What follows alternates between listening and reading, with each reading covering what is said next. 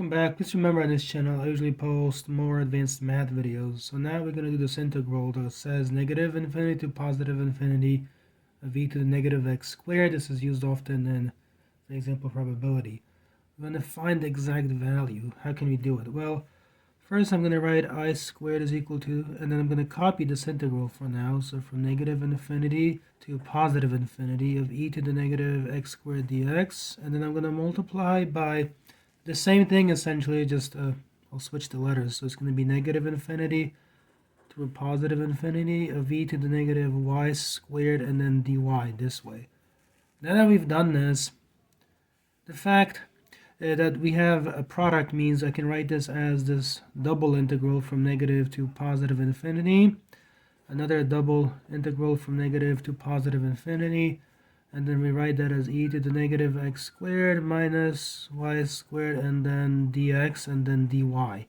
Now we can transform to polar coordinates. So in that system, dx dy, that becomes r dr and then d theta. Now up here we have negative x squared minus y squared. So we can factor, in other words. Remember, we have r squared is equal to x squared plus y squared. And also, let's think about this a little bit more, right? What happens to the limits of integration? These are infinite. So if you think about the basic plane, like this, you can describe it either as negative to positive infinity along the x, and then negative to positive infinity along the y. But just as well, what you can do is you can basically integrate out this way forever. We'll call that r. So r is going to go towards positive infinity beginning from 0. And then once you've done that, you can just rotate it this way. So you're going to go from an angle of 0 to an angle of 2 pi. So integrate out towards infinity and then rotate. You're going to trace out also basically the entire plane. So that's relevant because what it means now is the following. I'm going to put a double integral this way. And I'm going to replace negative x squared minus y squared with negative r squared. It's equivalent to it. So e to the negative r squared, and then dx dy becomes r dr d theta. And then with respect to r, I'm integrating this way, so it's going to be from 0 to positive infinity. And with respect to theta, we're going to spin around, so it's going to be from 0 to 2 pi. That's nice. Okay, so continue here. And here we can differentiate pretty easily, right? So from 0 to 2 pi, and the differentiating here is going to give us negative 1/2 e to the negative r squared. And we'll evaluate this between this positive infinity and 0.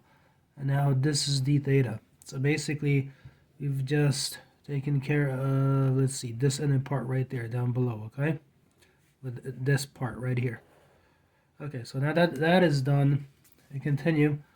I'm going to plug in positive infinity and 0. So I'm going to have the integral from 0 to 2 pi of negative 1/2 e to the negative infinity squared. And then now for the next one is going to be minus a negative 1/2. So it's going to give you a positive 1/2 e to the negative 0 squared and then d theta this way. Again, nice thing is, because this is negative infinity squared and all that, basically this will go to 0. And this becomes e to the negative 0 squared, which is e to the 0, which is just 1.